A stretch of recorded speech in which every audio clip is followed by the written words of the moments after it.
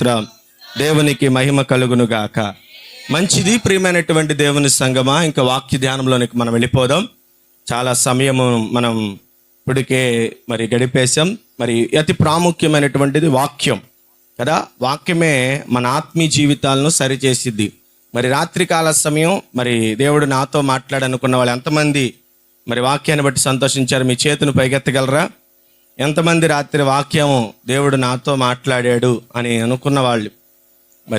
రాత్రికాల సమయం చక్కటి మాటలు దేవుడు మనకు అందించాడు కదా. మోసపోకు, మోసం చేయకు. ఎందుకంటే మోసపోయావా అది నీకే నష్టం, మోసం చేసావా కూడా నీకే నష్టం కదా. మోసం చేసినా కూడా మనకే నష్టం, మోసపోయినా కూడా మనకే నష్టం. రెండు మనకే ఉంటాయి. కాబట్టి మోసం చేయకూడదు, మోసపోకూడదు. కాబట్టి రాత్రికాల సమయం ఉన్నటువంటి మాటలు అందరి హృదయాలకు ఉపయోగకరమని, అర్థమైనవని ప్రభువునందు నేను విశ్వసిస్తున్నాను. ఈ దినపు ఆదివారం దేవుడు కుటుంబ ఆరాధనగా మనం దీనిని ప్రతిష్ఠించుకున్నాం. ఇన్ని నెలలు లేదా ఇన్ని వారాలు మనం దేవుని సన్నిధిలో మన కుటుంబాలకు అవసరమయ్యేటువంటి చక్కటి మాటలు మనం వింటూ వచ్చాం. గడిచిన మే మాసంలో ఏ వాక్యం విన్నాం? కుటుంబ ఆరాధనలో మనం విన్న వాక్యం జ్ఞాపకం ఉందా? ఒబేదేదేము ఇంటిలో కదా. ఒబేదేదేము ఇంటిలో మందస్సము ఉండగా ఒబేదేదేము ఏం చేశాడు? దేవుని యొక్క మందస్సము తన ఇంటిలో ఉన్న కారణాన్ని బట్టి వర్ధిల్లుతూ ఉన్నాడు. మందస్సములో ఏమేమి విశిష్టతలు ఉన్నాయో ఆ మందస్సములో ఉన్నటువంటి విశిష్టతను బట్టి ఒబేదేదేము ఎలా ఆశీర్వదించబడ్డాడో మనం వింటూ వచ్చాం. ఈ యొక్క మాసమునకు చివరి ఆదివారంలో మనం ఉన్నాం. ఈ కుటుంబ ఆరాధనలో ప్రత్యేకంగా వ్యక్తిగతంగా భౌతికమైనటువంటి కుటుంబాల గురించి మాట్లాడతలేదు కానీ, లేదా భౌతికపరమైనటువంటి నివాసాల గురించి మాట్లాడతలేదు కానీ, దేవుడు ఆధ్యాత్మికంగా మనుషుల హృదయాల గురించి మాట్లాడుతున్నాడు. ఎందుకంటే భౌతికపరమైన ఇల్లును చక్కబెట్టుకుంటున్నాం, మంచిదే కదా. భౌతికపరమైనటువంటి ఇల్లును చక్కబెట్టుకుంటున్నాం కదా. పండగలకో పబ్బాలకో సందర్భాన్ని బట్టో ఏదో ఒక రీతిలో ఇల్లును చక్కపరుచుకుంటున్నాం. ఇలాంటి వాక్యాలు వింటున్నప్పుడు కొన్నిసార్లు అనిపిస్తూ ఉంటుంది, నిజమే కదా, మా కుటుంబం ఇలా ఉంది కదా, మా స్థితిగతులు ఇలా ఉన్నాయి కదా, అవును ప్రభా సరిచేయండి ప్రభా అని వెంటనే ప్రభు పాదాల దగ్గర మోకరించి కన్నీటితో అడిగేవాళ్ళు కొంతమంది అయితే యథావిధిగా దేవుని సన్నిధిలో ప్రార్థించి దేవా సహాయం అనుగ్రహించని ప్రభువుని అడుక్కునే వాళ్ళు చాలామంది. మంచిదే, భౌతికపరమైన ఇంటిని ఎంత జాగ్రత్తగా కట్టుకున్నా అవసరమైనది ఆధ్యాత్మికమైన ఇల్లు. ఈ ఆధ్యాత్మికమైనటువంటి ఇల్లును కూడా మనం కట్టుకోవాలి. ఎందుకంటే మానవ దేహాన్ని దేవుడు ఇంటితో పోల్చాడు. ఏ వాక్యాన్ని ఆధారం చేసుకుని మాట అన్నావు అంటే చూడండి, మత్తయి సువార్త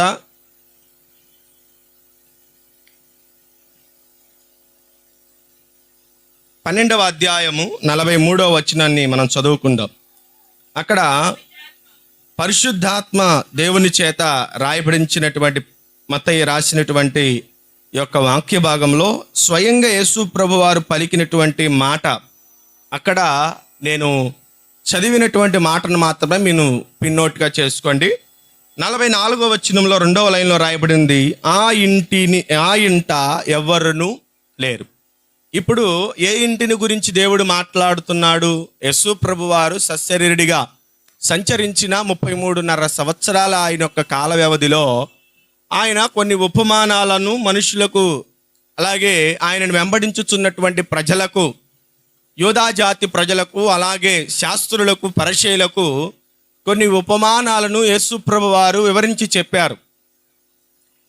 ఆ ఉపమానంలో ఒక ఉపమానం ఏంటంటే ఒక మనుష్యుని ఇంటిని గురించి మాట్లాడుతున్నాడు. ఒక మనుష్యుడి ఇల్లు అంటే భౌతికంగా కనిపించే కట్టడం కాదు. తలపైకి ఎత్తి నా వైపు చూడండి. భౌతికంగా కనిపించే కట్టడం కాదు. భౌతికంగా కట్టుకున్న 7 అంతస్తుల మేడో, 3 అంతస్తుల మేడో, అందాల మేడో, అద్దాల మేడ గురించో కాదు దేవుడు మాట్లాడేది. భౌతికపరమైన ఇల్లును ఎవరైనా చక్కగా పెట్టుకుంటారు కదా. లోకస్తులు అంటారు, కట్టుకున్న ఇంట్లో ఖాళీగా ఉందంటే దాన్ని ఏదో ఒకటి పూర్తి చేయి, ఎందుకు అలా ఖాళీగా ఉంచటం, అక్కడ ఏదో ఒక సామాను పెట్టు, చూడటానికి బాగోదు కదా అని లోకస్తులు అంటూ ఉంటారు, ఎందుకని ఆ ఇంటిలో అలంకరణ లోపించింది కాబట్టి ఆ అలంకరణను బట్టి, ఆ లోపించిన దాన్ని బట్టి అక్కడ ఏదో ఒక వస్తువు పెడితే అలంకరణకు బాగుంటుంది అని మరి అని లోకస్తులు అంటూ ఉంటారు. కానీ యేసు ప్రభు వారు సంచరించిన, ఆయన తిరిగాడినటువంటి 33 సంవత్సరాల్లో ఒక ఉపమానం చెప్పాడు. ఆ ఉపమానంలో ఇంటిని గురించి మాట్లాడాడు. ఏంటా ఇల్లు, ఎవరిదా ఇల్లు, ఎవరా ఇల్లు అని మనం పరిశీలన చేస్తే ఆయన ఒక వ్యక్తి యొక్క దేహమును ఇల్లుగా మార్చాడు. మానవ దేహం యేసు ప్రభు వారు చెప్పినట్లుగా ఒక నివాస స్థలం, ఒక ఇల్లు, ఒక ఇంటిని గురించి ప్రభువారు మాట్లాడుతున్నటువంటి మాట ఇప్పుడు చదవండి ప్రారంభం కాడ నుంచి. అపవిత్రాత్మ ఒక మనిషిని వదిలిపోయిన తర్వాత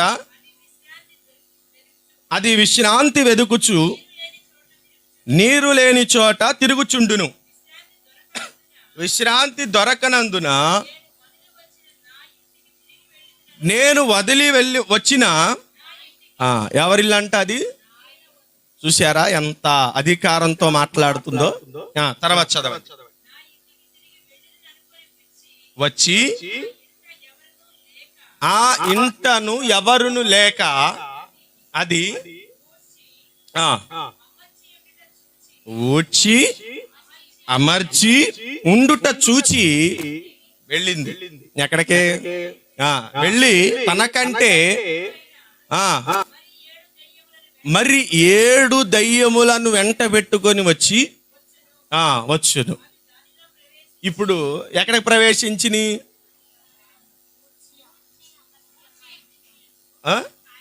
ఇంటిని కదా, ఇంటిలోకి ప్రవేశించిన తర్వాత అంటున్నటువంటి మాట ఏమంటున్నాడండి?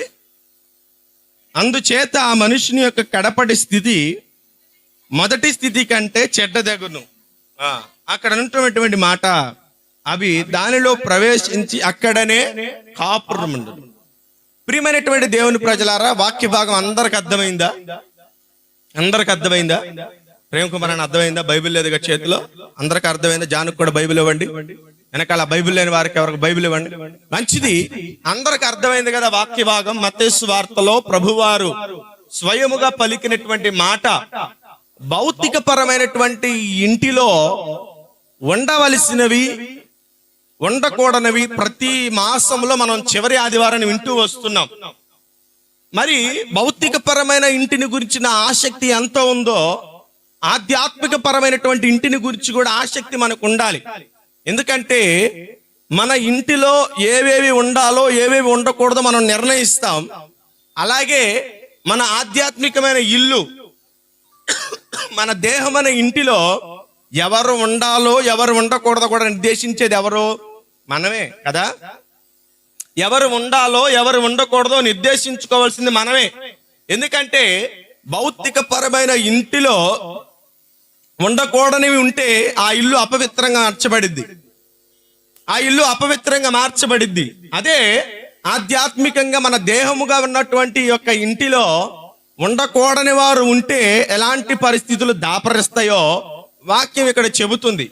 కాబట్టి ప్రియమైనటువంటి దేవుని ప్రజలారా, ఈ యొక్క పునరుద్ధానపు దినాన, ఈ జూన్ మాసము ఆఖరి పునరుద్ధాన దినాన దేవుడు నీతో మాట్లాడుతున్నాడు. భౌతిక పరమైన ఇంటిని శుభ్రపరిచినట్లుగా, లేదా భౌతిక పరమైన ఇంటిని చక్కపరుచుకున్నట్లుగా, భౌతిక పరమైన ఇంటిని నువ్వు క్రమపరుచుకున్నట్లుగా, బిడ్డలను ఎడలా తల్లిదండ్రుల ఎడలా బిడ్డలు ఎలా క్రమపరచబడుతున్నారో వాక్యాన్ని బట్టి, అదే విధంగా వాక్యానుసారముగా ఒక వ్యక్తి తన దేహం అనే ఇంటిని చాలా జాగ్రత్తగా కట్టుకోవాలి. ఎందుకంటే భౌతికంగా ఇల్లు జాగ్రత్తగా కట్టుకొని ఆధ్యాత్మికంగా నీ దేహం పాడైపోతే దాన్ని బట్టి నువ్వు ప్రభువుని సంతోషపరిచేటువంటి విధానంలో నువ్వు ఉండలేవు. నీ భౌతిక పరమైన ఇల్లు ఎంత జాగ్రత్త కట్టుకుంటున్నావో, బిడ్డల ఎడల ప్రేమ కలిగి, భర్త భార్య ఎడల ప్రేమ కలిగి, ఎదుటి కుటుంబ సభ్యులైనటువంటి వారి ఎడల ప్రేమ కలిగి, నీ ఇరుగు పరుగు వారి ఎడల ప్రేమ కలిగి, ప్రేమ అనురాగాలతో ఉన్నటువంటి నిలయంగా నీ ఇంటిని మార్చుకొని అనేకులకు ఆదర్శప్రాయంగా నిలబడాలని కోరుకుంటూ ఆ విధంగా అడుగులు వేస్తున్నటువంటి నీ జీవితంలో భౌతిక పరమైన ఇల్లు ఎంత ప్రాముఖ్యమో ఆధ్యాత్మిక పరమైనటువంటి ఇల్లు కూడా అంతే ప్రాముఖ్యం. ఈ దేహం అనే ఇంటిలో ఏది ఉండాలో ఏది ఉండకూడదో జాగ్రత్తగా చూసుకోండి. ఎందుకంటే మొదట స్థితి వాడిది బాగోలేదు, చక్కపరచబడ్డాడు వాక్యాన్ని బట్టి, సరి చేయబడ్డాడు వాక్యాన్ని బట్టి,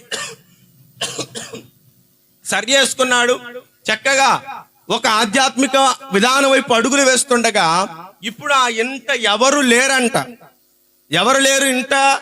ఎవరును లేరు అంటే ఇల్లు ఊడ్చింది, అమర్చబడింది, చక్కగా ఆ ఇంటికి వేయవలసిన సున్నాలు, వేయవలసినటువంటి అలంకరణ, పెట్టవలసినటువంటి ప్రతి ఒక్కటి ఆ ఇంట్లో పెట్టారు, కానీ ఇంట్లో నివాసం చేసేవాళ్ళు లేరు. ఇప్పుడు నివాసం లేకపోతే అది ఎలా ఉండిద్ది ఆ ఇల్లు? ఆ ఇంటి పరిస్థితి తెలుసు కదా మనకి. ఇల్లు అయితే చాలా చక్కటి అందాల మేడ, అద్దాల మేడ, కానీ దానిలో నివాసం చేసే వాళ్ళు ఒక్కరు కూడా లేరు. లేకపోతే గనక నివాసం చేసేవారు లేకపోతే ఎవరుంటారు ఆ ఇంట్లో చెప్పండి? దురాత్మలు ఉంటాయి. కాబట్టి ప్రియమైనటువంటి దేవుని ప్రజలారా, ఈ ఉదయకాల సమయం దేవుని వాక్యాన్ని వినటానికి వచ్చినటువంటి నీ జీవితంలో, నీ ఆత్మీయ జీవితంలో, నీ భక్తి జీవితంలో నువ్వు సరిగా రాణించాలంటే, లేదా నీ భక్తి జీవితాన్ని ఇంకాను కొనసాగించి విశ్వాసము నుండి అధిక విశ్వాసానికి, లేదా కృప వెండి అధిక కృపను పొందుకోవాలంటే ముందు నీ భౌతికమైన ఇల్లు కట్టుకున్నట్లుగానే ఆధ్యాత్మికమైన నీ ఇంటిని కూడా, దేహం అనే ఇంటిని కూడా కట్టుకో. లేదా నువ్వు కట్టుకున్న వాటినే, నువ్వు కంటికి కనిపించే వాటినే, భౌతికమైన వాటినే కట్టుకొని వాటి ద్వారా భద్రపరచబడుతున్నాను, ఆశీర్వదించబడుతున్నానంటే దానివల్ల నీకు ప్రయోజనం లేదు కదా. దావీదు జీవితంలో ఎంతో ఎంతో భక్తిపరుడిగా పేరు సంపాదించుకున్నాడు, కానీ తన యొక్క తన ఆధ్యాత్మిక ఇంటిని కట్టుకోలేకపోయాడు. తర్వాత తన జీవితం ఏమైపోయిందో తెలుసా? బిడ్డలని క్రమపరచలేనటువంటి దౌర్భాగ్యపు స్థితిలోనికి వెళ్ళిపోయాడు. అర్థమైందా మాట? కొంచెం బోధపడిందా? దావీదు ఎంత భక్తిపరుడు! బాల్య దినాల్లో తన గురించి దేవుడు తనను చూచి, తన భక్తిని చూసి, తన విశ్వాసాన్ని చూసి గొర్రెల దొడ్డిలో ఉన్న వాడిని తీసుకొచ్చాడు. పాడి గొర్రెలను వెంబడించడం మాన్పించాడు. తన ప్రజలనైన ఇశ్రాయేలుని వెంబడించడానికి, నడిపించడానికి, వారిని చక్కపరచడానికి, వారిని తిన్నని మార్గంలో తీసుకువెళ్ళడానికి, వారి కొరకు దేవుడు ఏర్పాటు చేసిన ఆశీర్వాదాలను వారికి అప్పగించడానికి మోసే తర్వాత ఏమండి యెహోషువ ఎలాగో, న్యాయాధిపతులు ఎలాగో, వారి తర్వాత సౌలు ఎలాగో, వారి తర్వాత వచ్చినటువంటి దావీదు కూడా అట్టి ప్రాధాన్యతను పొందాడు. కానీ తన జీవితంలో ఈ ఆధ్యాత్మికమైన ఇంటిని కట్టుకోలేకపోయాడు. తర్వాత తన కుటుంబం అంతా మరి దౌర్భాగ్యంగా మారిపోయింది. అందుకే ఈ దినాన దేవుడు నీతో మాట్లాడుతున్నాడు. చాలా జాగ్రత్తగా భౌతికమైన ఇల్లును కట్టుకున్నట్లుగా ఆధ్యాత్మికమైన ఇల్లును కూడా కట్టుకో. ఎందుకంటే మానవ దేహం అనే ఇల్లు గనక చక్కగా లేకపోతే మరి అది దానిలో నివాసం చేసేవాడు ఎవరో తెలుసా? దురాత్మ. వాడు నిన్ను అనేకమైనటువంటి చెడు మరి అలవాట్ల వైపు, చెడు ఆలోచనల వైపు నిన్ను నడిపిస్తూ ఉంటాడు. అర్థమవుతున్న మాటలు? ఒకసారి బిగ్గరగా దేవునికి స్తోత్రం చెప్దామా? అర్థమవుతున్నాయి కదా మాటలు? చెప్పచ్చు అంటారుగా? మంచిది. దేవుని ప్రియమైనటువంటి ప్రజలారా, ఈ మధ్యాహ్న కాల సమయం దేవుని సన్నిధిలో ఉన్నటువంటి నీవు వింటున్నటువంటి మాటలను చాలా జాగ్రత్తగా జ్ఞాపకం చేసుకోండి. యేసు ప్రభు వారు చెప్తున్నటువంటి మాట, వాడిని దురాత్మ వదిలి వెళ్ళిపోయింది. మొదట వాడి జీవితము దురాత్మ పట్టింది.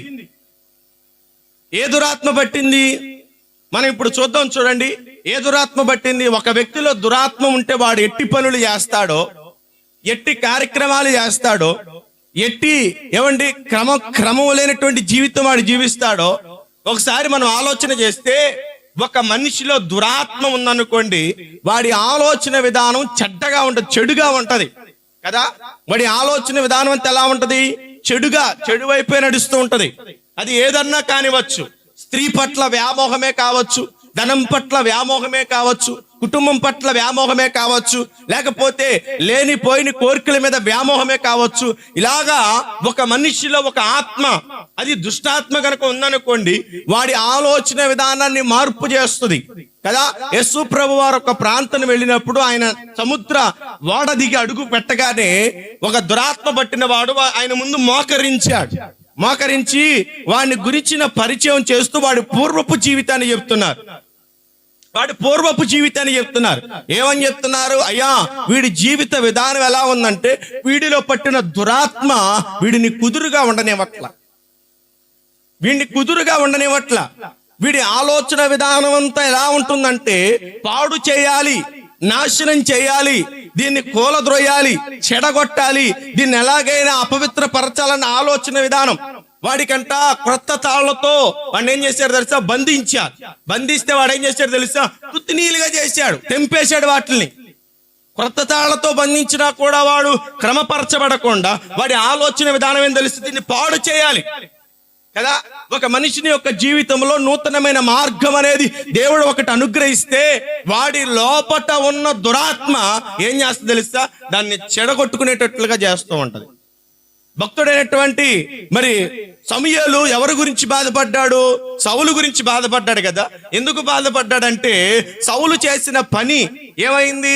అతడు అమాలేకీయుల మీద యుద్ధం ఆడటకు దేవుడు అతన్ని బలపరిచి శక్తినిచ్చి సైన్యాన్ని ఇచ్చి పంపించి అమాలేకీయులు చంపిరా బాబు అంటే అతడు ఏం చేశాడు తెలుసా? బలహీనులందరినీ చంపాడంట. బలమైన వాటిని తీసుకొచ్చి గుడారంలో పెట్టుకున్నాడు. ఏమైంది సౌలా అంటే ఆలోచన విధానం మారిపోయింది. ఎందుకు మారింది? ఇప్పుడు తనలో ఉన్న దురాత్మ తనని వేరే విధంగా మలిపింది. తన పూర్వపు జీవితాన్ని ఒకసారి పరిశీలన చేస్తే దేవుడు నూతనమైన మార్గాన్ని ఒకటి ఇచ్చాడు. ఏంటా మార్గము? అతడే చెబుతున్నాడు, నా గోత్రము ఇశ్రాయేలీయుల 12 గోత్రములో ఎన్నికలేనటువంటి గోత్రం. నేను అనుకుంటున్నాను, కానీ దేవుడు నన్ను ప్రేమించి ఇశ్రాయేలీయుల 12 గోత్రములకు మగుటముగా శిరస్సుగా దేవుడు నిలబెట్టి ఒక ఉన్నతమైన స్థానాన్ని దేవుడిస్తే అతడు దాన్ని చెడగొట్టుకున్నాడు. దేన్ని బట్టి? అతడి లోపట ఉన్న దురాత్మను బట్టి. మరి మధ్యాహ్న కాల సమయం దేవుని సన్నిధిలో ఉన్నటువంటి నీ జీవితంలో దేవుడు ఒక నూతనమైన మార్గాన్ని నీకు ఇచ్చాడు. ఇచ్చిన దాన్ని బట్టి నువ్వు చాలా జాగ్రత్తగా దీన్ని కాపాడుకోవాలంటే నీ హృదయంలో ఎవరుండాలి తెలుసా? నీ ఇంటిలో ఎవరుండాలి? ఎవరు ఊడ్చారో, ఎవరు అమర్చారో వారుంటేనే నీ జీవితానికి ఆనందం. వాడంట పూర్వపు స్థితిని జ్ఞాపకం చేస్తూ వాడు సంఖ్యలను పాడు చేస్తున్నాడు, తాళ్లను త్రెంపుతున్నాడు. వాడు ఎక్కడ ఎవరి చేత క్రమపరచబడట్లేదు, సమాధులలో వాసం చేస్తున్నాడు. అదేంటండి? ఒక మనిషి వాసం చేసేది ఎక్కడ? జనసమూహం మధ్య కదా. ఒక మనిషి యొక్క వాసం ఎక్కడ చేస్తాడు? జనసమూహముల మధ్య. ప్రజలు ఎక్కడ ఉంటారో అక్కడే ఉంటాడు వాడు. కానీ వీడు ఎక్కడ ఉన్నాడో తెలుసా? సమాధులుండు చోటుకి వెళుతున్నాడంట. వాడి యొక్క జీవిత విధానం ఎలా ఉంది ఇప్పుడు? చనిపోయిన వారితో సహవాసం చేస్తున్నాడు. అంటే ఆధ్యాత్మికంగా మనం ఈ మాట తీసుకున్నాం అనుకోండి, ఎవరితో సహవాసం చేస్తున్నాడు వీడు? ఎవరితో సహవాసం చేస్తున్నాడు? లోకస్తులతో వాడు సహవాసం చేస్తున్నాడు కదా. మనం ఎవరితో సహవాసం చేయాలి? మన యొక్క సహవాసం ఎవరితో ఉండాలి? ఎవరితో ఉండాలని పౌలు భక్తులను, ఇదిగో మీరు ఎవరితో సహవాసం చేయకూడదో తెలుసా? పౌలు భక్తులను ఏమన్నాడు చెప్పండి? ఎవరితో సహవాసం దుష్ట సాంగత్యము. అది అర్థమైందా? కొన్ని వాక్యాలు చెప్తుంటేనే గుర్తుకొస్తాయి. దేవునికి మహిమ కలుగును గాక. లేలుయా. మీరు దుష్టులతో సహవాసం చేయదు. వారి ఆధ్యాత్మికంగా చచ్చిన స్థితిలో ఉన్నారు. ఇప్పుడు వీడు సహవాసం చచ్చిన వాడితో సహవాసం చేస్తున్నాడు. ప్రియమైనటువంటి దేవుని ప్రజలారా, మొదట వాడిలో ఉన్న దురాత్మ వదిలి వెళ్ళిపోయింది. ఎలా వదిలి వెళ్ళిపోయింది? ఒకవేళ మన జీవితాలు తీసుకుందాం. మన జీవితాలు పూర్వం మన జీవితాలు మనకు నచ్చిన విధంగా నడుపుకున్నాం, మనకు నచ్చినట్లుగా నడుపుకున్నాం. ఇలాగ దేవుని యొక్క సభలు జరుగుతూ ఉంటే ఏదో ఒక మాట మన హృదయంలోనికి చొచ్చి మన హృదయంలోనికి వెళ్ళి ఆ మాట ద్వారా మనం ఏం చేసుకున్నాం తెలుసా? మనల్ని మనం సరి చేసుకున్నాం, మనల్ని మనం చక్కపరుచుకున్నాం, బాగు చేసుకున్నాం, మనల్ని మనం కట్టుకున్న తర్వాత మరి ఆ ఇంటిని అలా వదిలేయకూడదు కదా, ఆ జీవితాన్ని అలాగే వదిలేయకూడదు కదా. ఇప్పుడు దేవుని వాక్యం మనల్ని చక్కపరిచిందండి. దేవుని వాక్యం మనల్ని చక్కపరిచింది, క్రమం లేనటువంటి జీవితాన్ని క్రమపరిచింది. ఆ ఇల్లు పరిశుద్ధాత్మ దేవుడు ఏం చేస్తే ఆ ఇల్లునంట శుభ్రంగా ఊడ్చాడంట, ఊడ్చి చక్కగా అమర్చాడంట. ఈ అమర్చిన ఇంటిలో ఎవ్వరు లేరంట. అమర్చిన ఇంట్లో ఎవ్వరు లేని కారణం చేత వెళ్ళినది మళ్ళా వెనక్కి వచ్చింది. ఒక వ్యక్తిలో వదిలి వెళ్ళిపోయిన పాత స్వభావం మరలా వెనక్కి తిరిగి రావడానికి గల కారణం ఏంటో తెలుసా? ఒక విధంగా అపోస్తలుడైన పౌలు అంటున్నాడు, మీ ప్రాచీన స్వభావమును మీరు సిలువ వేసి విడిచిపెట్టి నవీన స్వభావాన్ని ధరించుకోండి. అంటే ఒక దాన్ని విడిచిపెట్టాలి, మరొక దాన్ని ధరించుకోవాలి. ధరించుకున్న దాన్ని బట్టి పూర్వం వదిలిపెట్టింది మన మీదకి రాకుండా ఉండిద్దది. అంటే ఇప్పుడు మనం ఏం చేయాలి? ఆ పూర్వపు స్థితిని, పూర్వపు పరిస్థితిని, పూర్వపు బ్రతుకును వదిలిపెట్టాం కాబట్టి నూతనమైన దాన్ని మనం ఏం చేయాలి తెలుసా? ధరించుకోవాలి. మనం పూర్వం చేసిన వాటన్నిటిని వదిలిపెట్టాం, విడిచిపెట్టాం. ఏమండి? పాడు అలవాట్లు, చెడు అలవాట్లు, మందు తాగడం, సిగరెట్ తాగడం, బూతు మాటలు మాట్లాడడం, దొంగతనం చేయడం, అబద్ధాలు ఆడడం, ఇవన్నీ మనం వదిలిపెట్టేసాం. కానీ అప్పుడప్పుడు మన దగ్గరికి వస్తున్నాయి కదా, అప్పుడప్పుడు మన దగ్గరికి వస్తున్నాయి, అప్పుడప్పుడు ఇవి మనలో ఉంటున్నాయి, అప్పుడప్పుడు మనలో తన కార్యక్రమాలు జరిగిస్తున్నాయి. అనుకోకుండా బూతు మాటలు మాట్లాడేస్తాం, అనుకోకుండా అబద్ధాలు మాట్లాడేస్తూ ఉంటాం, అనుకోకుండా కొన్ని నీచమైన కార్యక్రమాలు చేస్తూ ఉంటాం, అనుకోకుండా కొన్ని సందర్భాల్లో మనం పాల్పొంపులు పొందుతాం. ఎందుకయ్యా ఇది జరిగిందంటే అక్కడ రాయబడినటువంటి మాట, ఆ ఇంట ఎవరు లేరు. వెళ్ళిపోయింది మళ్ళా రావడానికి గల కారణం, ఆ ఇంట ఎవరు లేరు. అందుకే ఉదయకాల సమయం పరిశుద్ధాత్మ దేవుడు మీతో మాట్లాడుతున్నాడు. నువ్వు బాప్తీసం తీసుకున్నావు, ప్రభు ద్వారా రక్షించబడ్డావు. రక్షించబడిన నీ జీవితంలో నీ బ్రతుకు ఇప్పుడు చక్కగా అమర్చబడిన ఇల్లు లాంటిది. ఇప్పుడు చక్కగా అమర్చబడిన ఇల్లు ఇది. ఈ చక్కగా అమర్చబడిన ఇంటిని ఎవరితో నింపాలి, ఎవరికి ఈ యొక్క ఇంటిలో నివాసాన్ని ఏర్పాటు చేయాలి అని గనక మనం ధ్యానం చేసుకుంటూ ఉంటే అక్కడ మనం ఇవ్వాల్సిన మొదటి స్థానం దేనికో మనం చూద్దాం. చూడండి, కొలస్సీలకు రాసిన పత్రిక 3వ అధ్యాయం 16వ వాక్యాన్ని మనం చదువుకుందాం.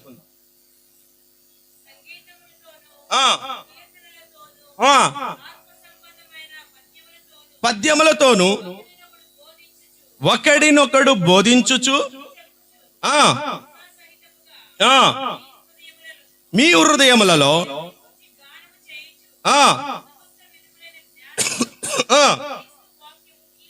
చూడండి.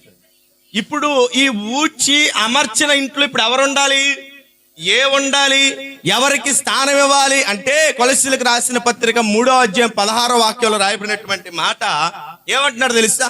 మీ హృదయములో ఏముండాలంటే అండి, ఆఖరి మాట, మీ హృదయములలో క్రీస్తు వాక్యమును మీ హృదయములలో ఎలా ఉండాలి తెలుసా? సమృద్ధిగా ఉండాలి. ఇప్పుడు ఈ ఒళ్ళు ఊడ్చబడింది కదా, అమర్చబడింది కదా, చక్కగా శుభ్రం చేయబడింది కదా. ఈ ఇంటిని దేనితో నింపాలి? దేనితో నింపాలి? వాక్యముతో నింపాలి. ఎందుకో తెలుసా? వాక్యము మన హృదయంలో ఉంటే వెళ్ళిపోయింది మరలా తిరిగి రాకుండా. చూడండి, వెళ్ళిపోయిన దురాత్మ అంటుంది, ఇది నా ఇల్లు, నా ఇల్లు, ఇది నా ఇంటికి నేను వెళతా మళ్ళీ.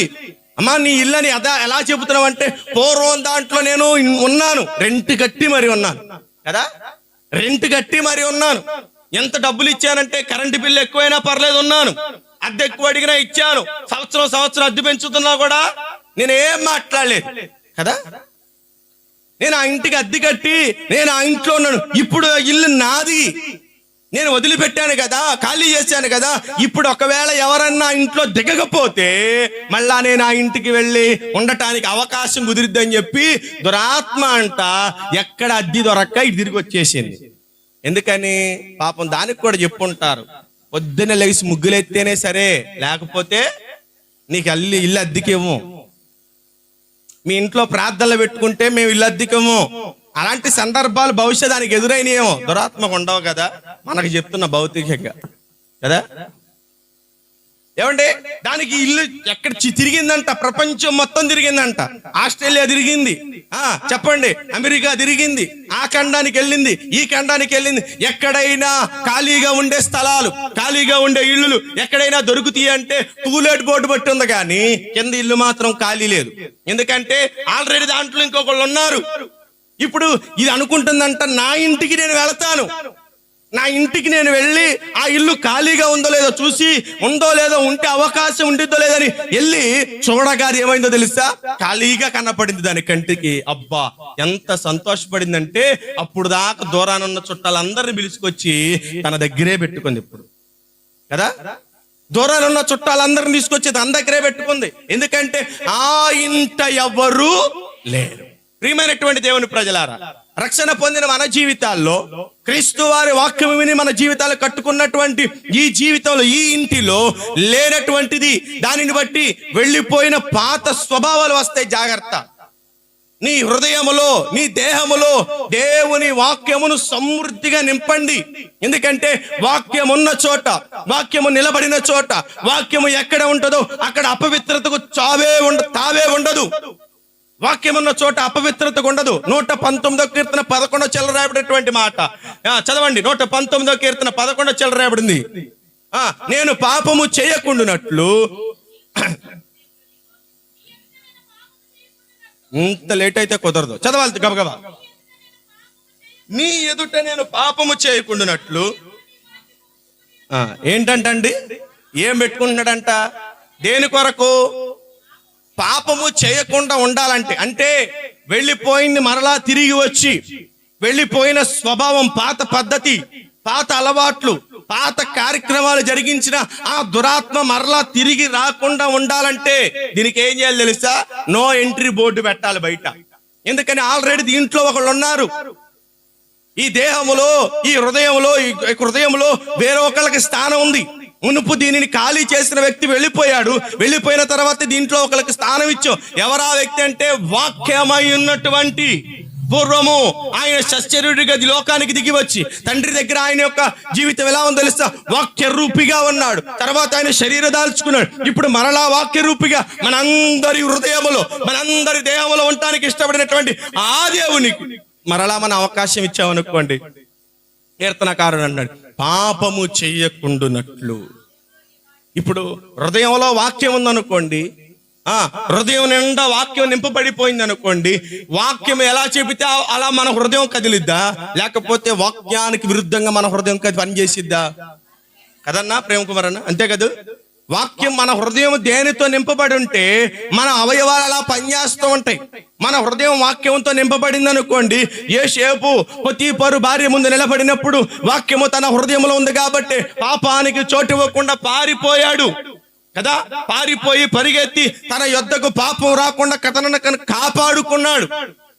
మన జీవితాల్లో కూడా వాక్యాన్ని నింపాలి. ఎలా నింపాలి తెలుసా? సమృద్ధిగా నింపాలంట.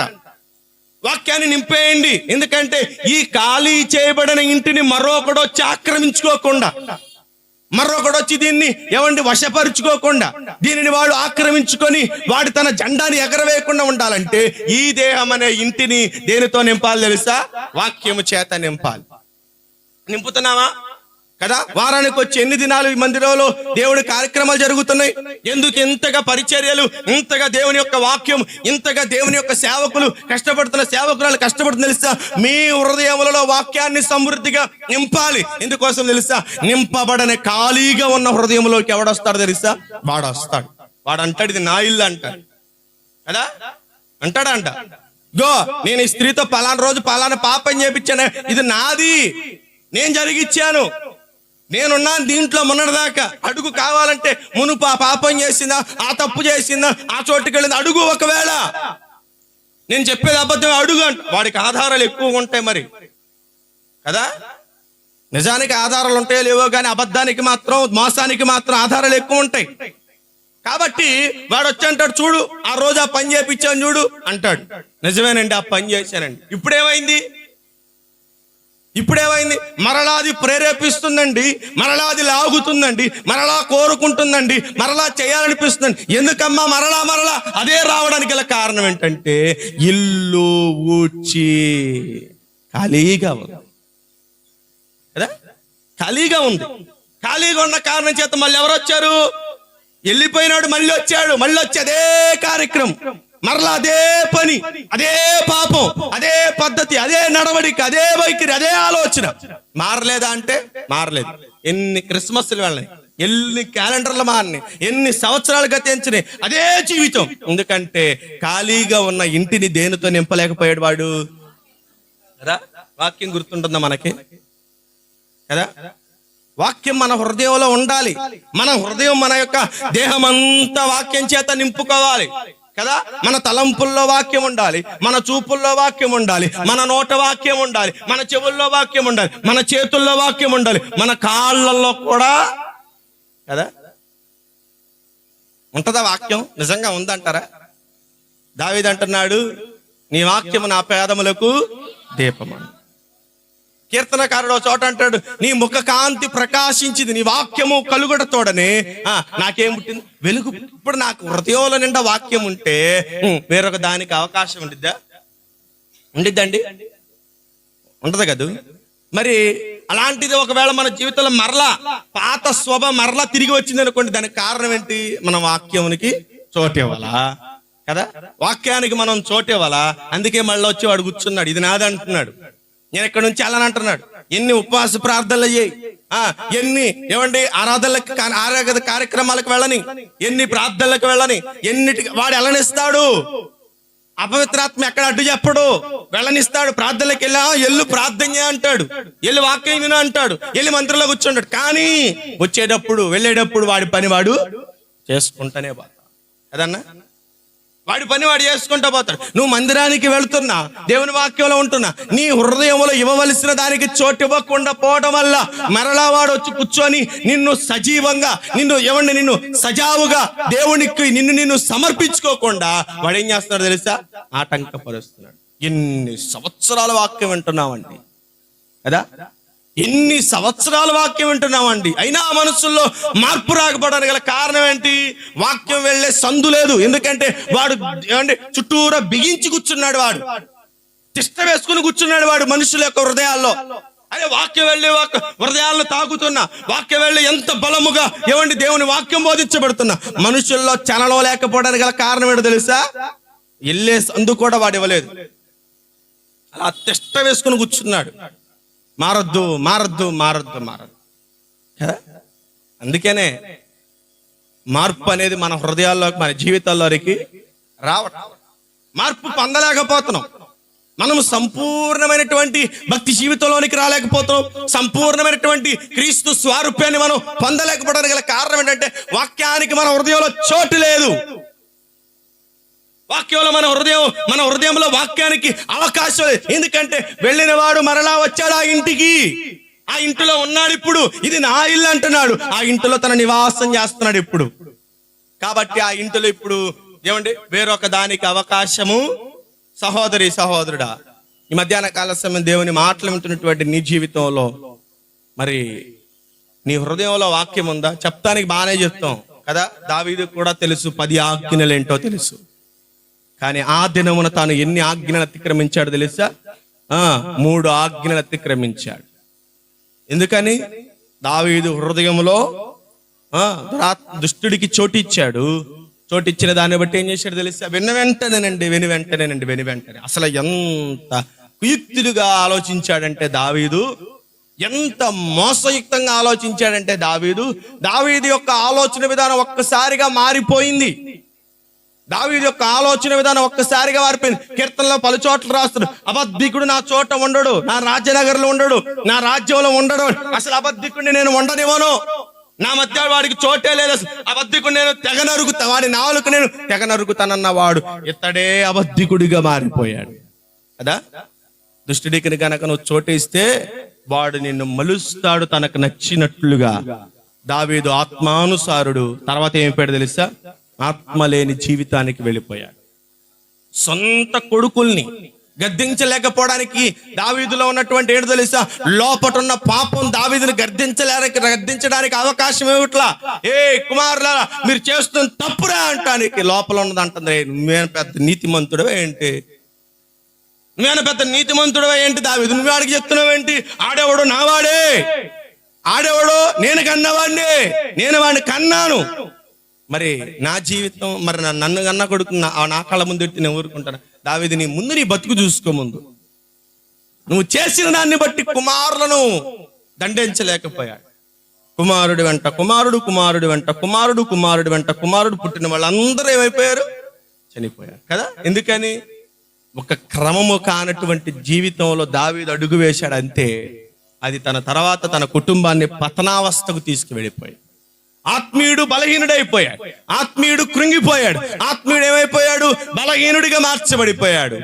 దావీదు కత్తి పెడితే 300 మందిని చంపగలిగినటువంటి వీరుడు, బలవంతుడు, శక్తివంతుడు, ధైర్యశాలైనటువంటి దావీదు తన కుమారుడేమన్నా చేస్తాడేమో అని చెప్పి అబ్నేరుకు భయపడి తాను తన సింహాసనాన్ని వదిలిపెట్టి పారిపోయాడు.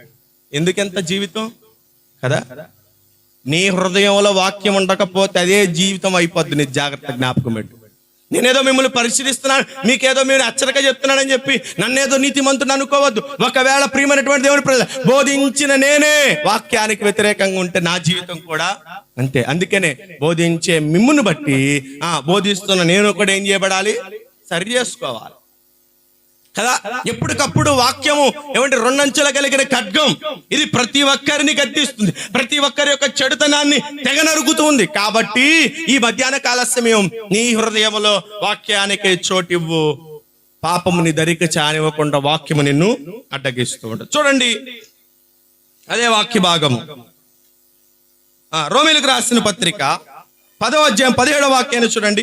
రోమీలకు రాసిన పత్రిక 10వ అధ్యాయము 17వ వాక్యం చదవండి. కాగా వినుట వలన విశ్వాసము కలుగును. అది ఎవరిని గురించి వినాలి?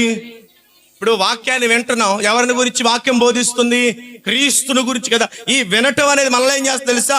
విశ్వాసాన్ని నింపిద్ది. ఈ విశ్వాసం ఏం చేసిందో తెలుసా?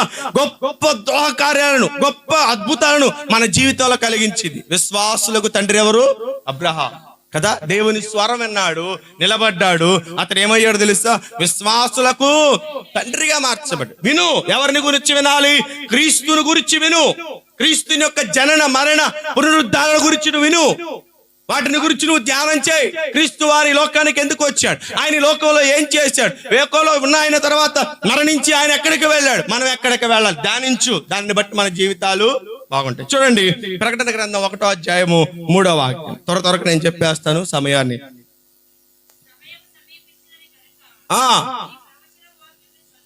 చదువువాడును గైకొనువాడును ధన్యుడు. సమయం సమీపిస్తుంది. ఏ సమయం అంటారు కదా, లోకంలో ఉన్న వాళ్ళు అంటారు కదా, లోకస్తులు అంటారు కదా, పోయే కాలం వచ్చిందంటారు. చూసావా? అది వస్తుంది, అది దాపరిస్తుంది మనుషులకి. చూడండి లోకం భయంకరంగా ఉంది. మనం ఏదో నవ్వులాటుగా అనుకుంటున్నాం కానీ లోకపు గతి చూస్తే మానవుని జీవితపు యొక్క పతనము సమీపించింది. ఎటు నుంచి ఏ ప్రమాదం వస్తుందో, ఎటు నుంచి ఏ అపాయం వస్తుందో, ఏ ఒక్క రోజు మనశ్శాంతిగా ఉండటానికి లేనటువంటి గడియల్లో మనం ఉంటున్నాం. అందరూ అనుకోవచ్చు ఏమైందండి, ఆ పక్కదే కదా, ఈ పక్కదే కదా, ఏదో చెబుతున్నారు అనుకోవచ్చు. ప్రియమైనటువంటి దేవుని ప్రజలారా, చైనాలో పుట్టిన కరోనా భారతదేశానికి రాలేదా? భారతదేశాన్ని ఒక కుదపలేదా కదా? ఒక్కసారిగా దాని యొక్క ప్రవేశం దేశాలను దిగ్బంది చేసేసిందండి. మరి అలాంటి పరిస్థితులు మరలా రాకుండా ఉంటాయని మనం అనుకుంటామా? మరలాంటి ఆ రోజులు రాకుండా ఉంటాయని మనం తలంచుకుంటాం? ఆ పరిస్థితుల్లోనికి మనం వెళ్లకుండా ఉంటామని మనం అనుకోగలమా? ఒకవేళ అలాంటి రోజులే వస్తే మరి మనం ఏం చేయాలో తెలుసా? ఈ మాటలను చదువువాడును వినువాడును వాటిని గైకొని వాడును ఎవరో తెలుసా? ధన్యుడు. వాడు మరణమును గురించిన భయము వాడి హృదయంలో. రెండోది చూద్దాం, చూడండి 2వ తిమోతిలకు రాసిన పత్రిక 2వ అధ్యాయం 15వ వాక్యాన్ని చూద్దాం. 2వ తిమోతిలకు రాసిన పత్రిక 2వ అధ్యాయం 15వ వాక్యం.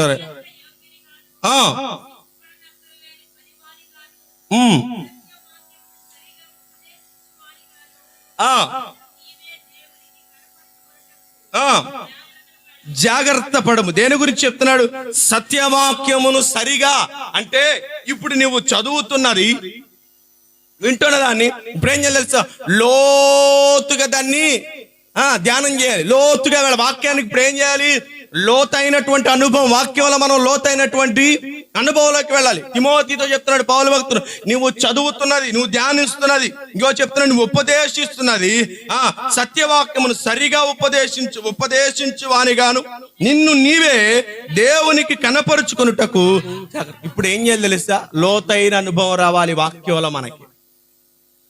వాక్యం వినటం మాత్రమే కాదు, వాక్యం చదవటం మాత్రమే కాదు, వాక్యాన్ని ఏదో ముక్కుబడిగా ఆచారంగా లేకపోతే వాక్యాన్ని ఏదో చదివేవలే అన్నట్టుగా చెప్పుకోవడానికి మాత్రంగా వాక్యంలో లోతుగా మనం వెళ్ళాలి, లోతైన అనుభవాల్లోకి వెళ్ళాలి. హెజ్కేలు గ్రంథం 37వ అధ్యాయంలో రాయబడితే 4 లోతులు ఉంటాయి అక్కడ. ఏంటో తెలుసా? మొదటి లోతు మడిమ లోతు, తర్వాత మోకాళ్ళ లోతు, తర్వాత నడుము లోతు, తర్వాత శిరస్సు మునిగే లోతు. నువ్వు ఎక్కడి దాకా రావాలో తెలుసా? పూర్వపు నీ స్టార్టింగ్ జీవితం ఏమంటే ఎక్కడి దాకా చీల మండలం తడిసి అంతవరకు వచ్చింది. తర్వాత ఎక్కడికి రావాలి? మోకాళ్ళ లోతుకు రావాలి. తర్వాత ఎక్కడికి రావాలి? నడుము లోతుకి రావాలి. ఇప్పుడు ఏమో తెలుస్తా, పూర్తిగా వాక్యంలోకి దిగిపోవాలి. నువ్వు వేదలేనంత, నువ్వు ఆ యొక్క నీళ్ళలో కనపడనంత లోతుగానే వెళ్ళిపోవాలి. వాక్య అనుభవంలోకి నువ్వు ఎంత లోతుగా వెళితే అంత మంచిది. ఎందుకంటే నీ వాక్యమే నన్ను బ్రతికించి. ఈ వాక్యం మనల్ని ఏం చేసి తెలుసా? బ్రతికించి. వాక్యమై ఉన్న దేవుణ్ణి మనం హృదయంలో పెట్టుకోవాలండి. ఆయన్ని ధ్యానించాలి. ఆయనలో లోతుగా మనం ఏమైపోవాలి? లోతుగా వెళ్ళాలి. వాక్యమై ఉన్న దేవుడు ఎవరా? వాక్యము. యోహాను సువార్తలో పెట్టబడిన పేరు.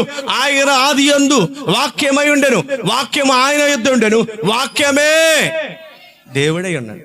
14వ వచనంలో రాయబడినటువంటి మాట, ఆ వాక్యము శరీరధారి అయి కృపాసత్య సంపూర్ణుడిగా ఇక్కడికి వచ్చాడు. వాక్యమై ఉన్న దేవుణ్ణి తీసుకోవాలి. వాక్యమై ఉన్న దేవుణ్ణి చదవాలి. వాక్యమై ఉన్న దేవుణ్ణి రెండోది ఏంటో తెలుస్తా?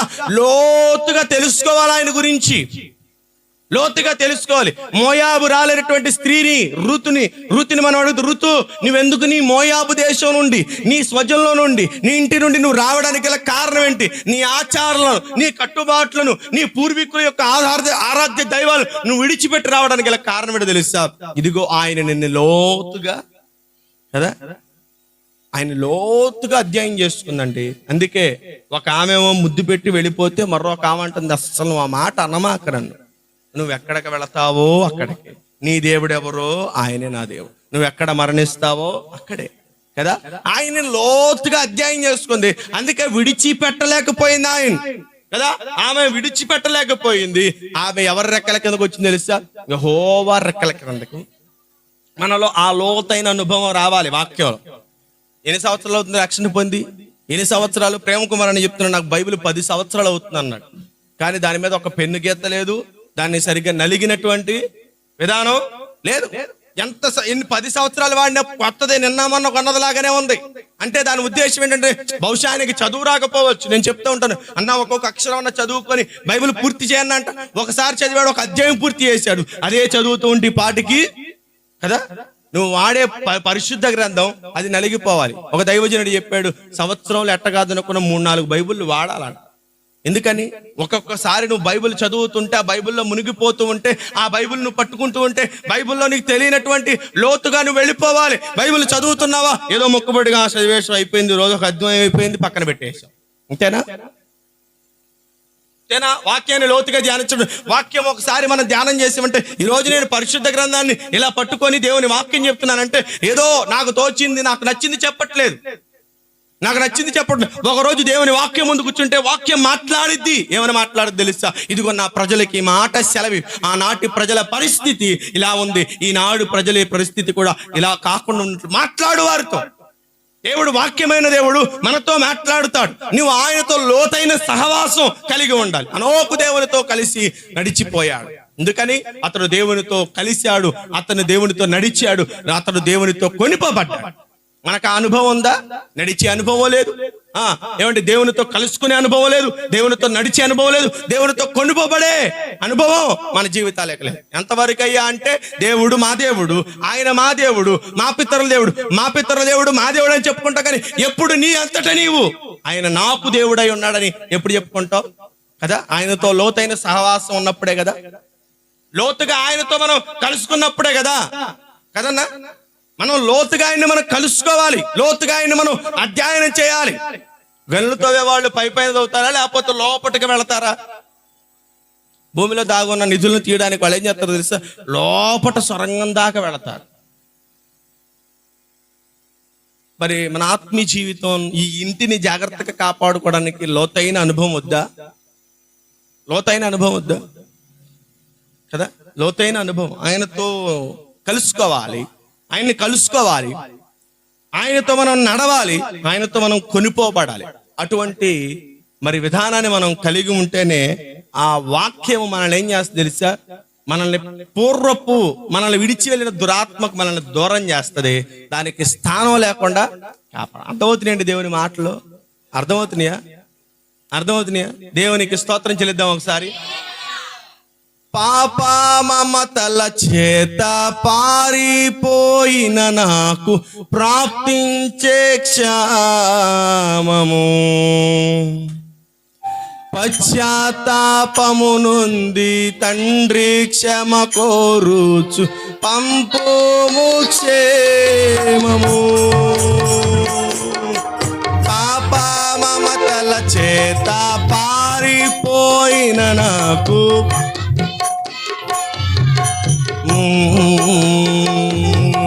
పశ్చాత్తాపమును తండ్రి క్షమ కోరుచు పంపుము క్షేమము.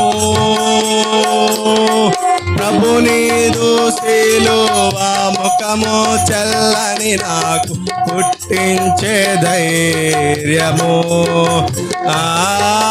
ప్రభునీదు శిలువ ముఖము చల్లని నాకు పుట్టించే ధైర్యము. ధనమే సర్వం బనుచు సుఖమే సౌఖ్యం బనుచు తండ్రిని వీడితి. దూరాదేశములోన బాగుందుననుకొనుచు తీరితి. ధనమే సర్వం బనుచు తండ్రిని వీడితి. ధరణి భోగములెల్లా బ్రతుకే ధ్వంసం చేయ నిన్ను చేరితి. దేహి అని నీ వైపు చేతులెత్తిన నాకు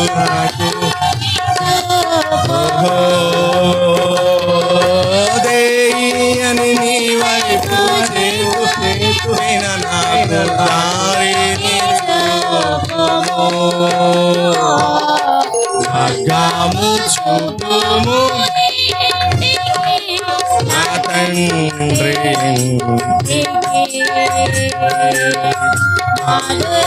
ప్రేమ ప్రపంచము చూపించు కంటికి. దేవునికి మహిమ కలుగును. ఎన్ని విషయాలు విన్నాం ఇప్పుడు మనం? 2 విషయాలు విన్నాం. మొదటిది, వాక్యాన్ని మన హృదయంలో నింపాలి. రెండవది, వాక్యాన్ని మనం లోతుగా ధ్యానం చేయాలి. మూడవది మనం చూద్దాం. యోహాను సువార్త 14వ అధ్యాయము 23వ వాక్యం. యోహాను సువార్త 14వ అధ్యాయం 23వ వాక్యం.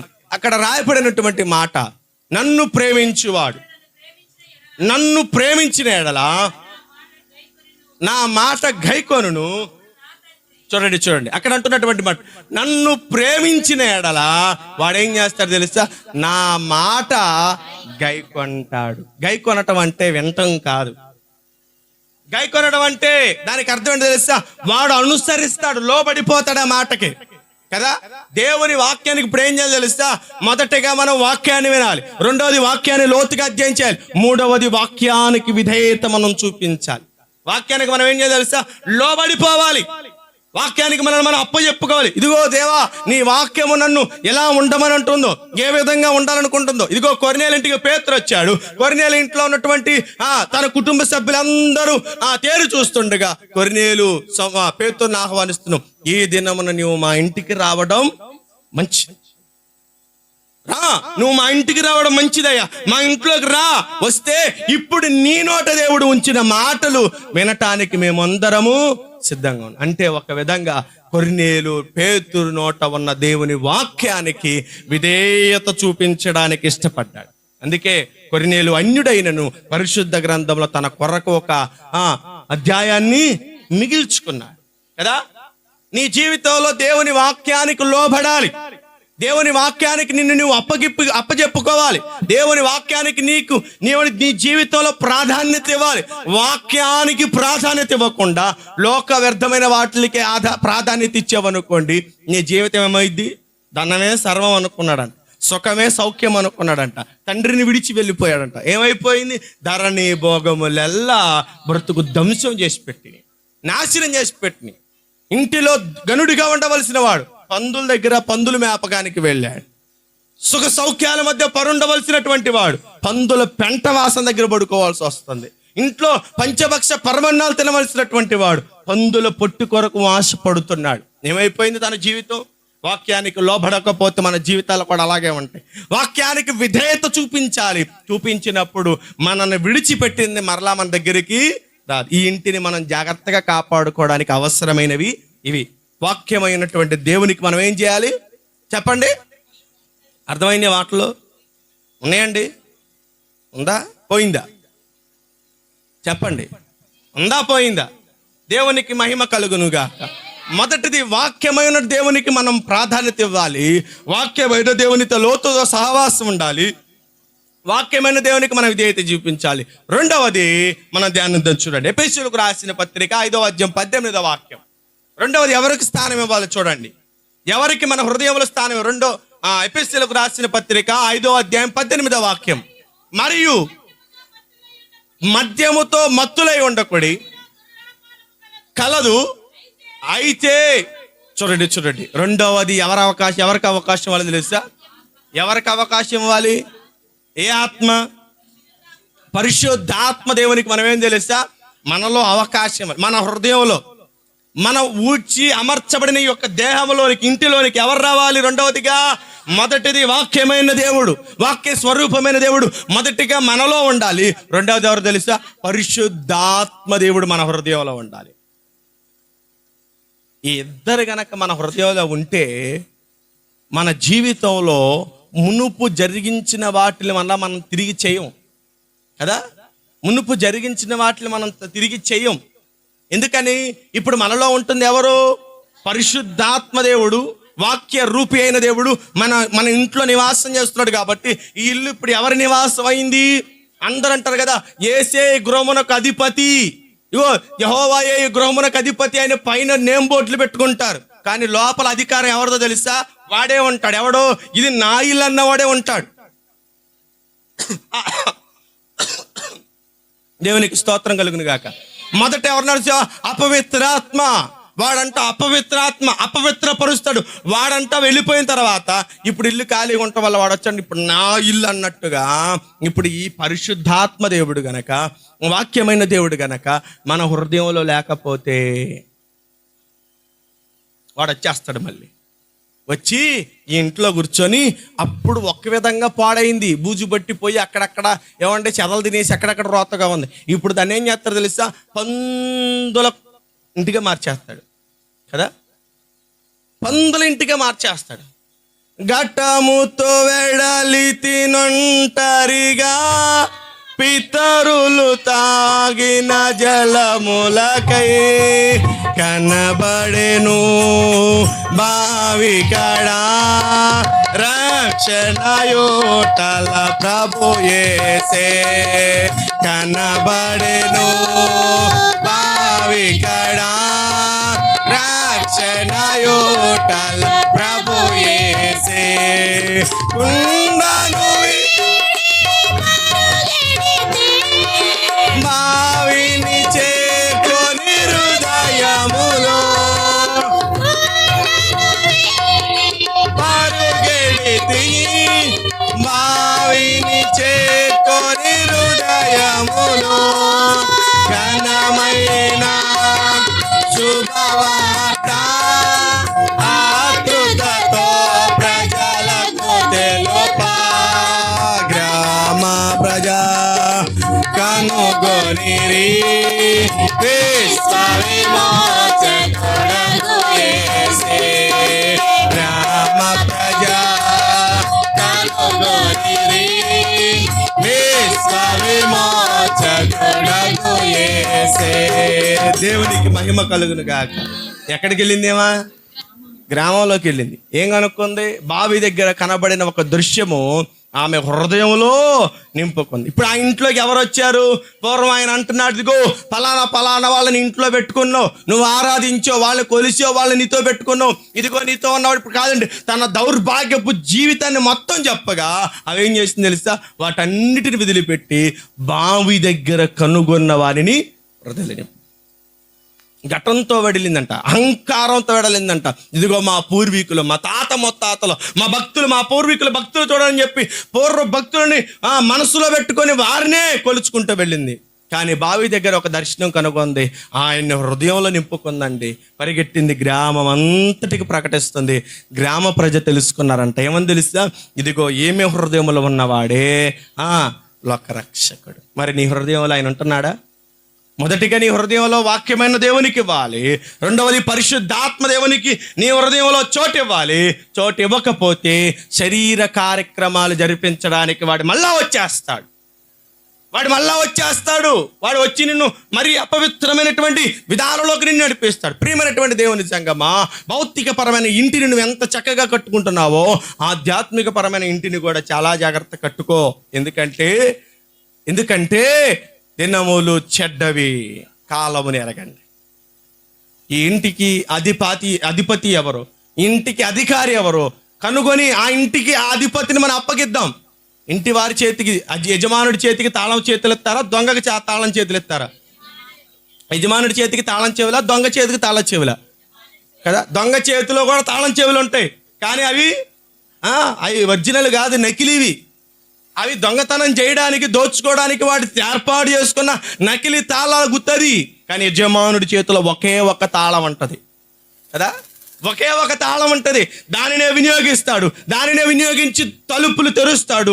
లోపలికి వెళ్ళి చక్కగా తన ఇంట నివాసం చేస్తాడు. ఈ మధ్యాహ్న కాల సమయం ఎవరికి నివాసం ఇస్తున్నావో, ఎవరికి నీ ఇంటి తలుపులు తాళపు చెవినిస్తున్నావో గమనించుకో.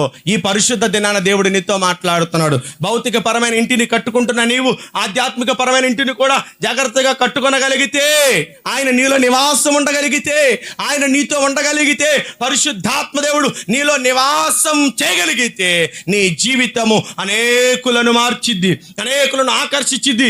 ఇదిగో వాళ్ళు గలిలయ సముద్రంలో చేపలు పెట్టే చేపలు పల్లెకారులు, వాళ్ళు చేపలు పట్టేవాళ్ళు. కానీ వారి తర్వాత జీవితం ఏం తెలుసా? అనేకులను ప్రభు తట్టు తిప్పే జాలలుగా మార్చబడ్డారు. వారు గలిలయ సముద్రం వరకే వారి జీవితం. కానీ తర్వాత ప్రభు వారితో వచ్చిన తర్వాత వారు ఏమయ్యారు తెలుసా? ప్రపంచమంతటా వారు ఏం చేశారు తెలుసా? ప్రభువు కొరకు ఆత్మలు సంపాదించారండి. మరి నీ జీవితంలో, నీ బ్రతుకులో ఎంతవరకు వింటవేనా, ఎంతవరకు వాక్యాన్ని చదవడమేనా, దాన్ని లోతుగా అధ్యయనం చేసుకునేది ఎప్పుడు, దానికి లోబడేది ఎప్పుడు? ఏమీ లేవు. వాక్యానికే సరైన అధికారం, సరైన అవకాశం మనం ఇవ్వకపోతే పరిశుద్ధాత్మదేవుడు నీలోకి ఎలా వస్తాడు? అందుకే గలిబిలి, మనిషి జీవితంలో గలిబిలి ఏర్పడేది అందుకే. కొంతమంది గలిబిలి చెందుతూ ఉంటారు, కలత చెందుతూ ఉంటారు, దిగులు పడుతూ ఉంటారు, అనవసరమైన వాటికి చింత పడుతూ ఉంటారు, అనవసరమైన వాటికి మనుషులు కంగారు పడుతారు. ఏంటయ్యా అంటే లోపల ఇవ్వవలసిన వానికి చోటు ఇవ్వాల. పరిశుద్ధాత్మ దేవుడు ఎక్కడ ఉన్నాడో అక్కడ సమాధానం ఉంటుంది. పరిశుద్ధాత్మ దేవుడు ఎక్కడ అక్కడ నెమ్మది ఉంటుంది. పరిశుద్ధాత్మ దేవుడు ఎక్కడ ఉంటాడు అక్కడ దిగులు చింతకు తావు లేకుండా ఉంటుంది. పరిశుద్ధాత్మ దేవుడు ఎక్కడ నివాసం చేస్తాడో అక్కడ ఏముంటుందో తెలుసా? విస్తరించి వర్ధిల్లేటట్లుగా దేవుడు ఏం చేస్తాడో తెలుసా? దీవిస్తాడు. మరి నీలోకి పరిశుద్ధాత్మ దేవుడు, వాక్యమైన దేవుడు ఉన్నాడో లేదో పరిశీలన చేసుకుందాం. దేవుడి మాటలు మనం వెనికిడిలో పదిలపరచును గాక.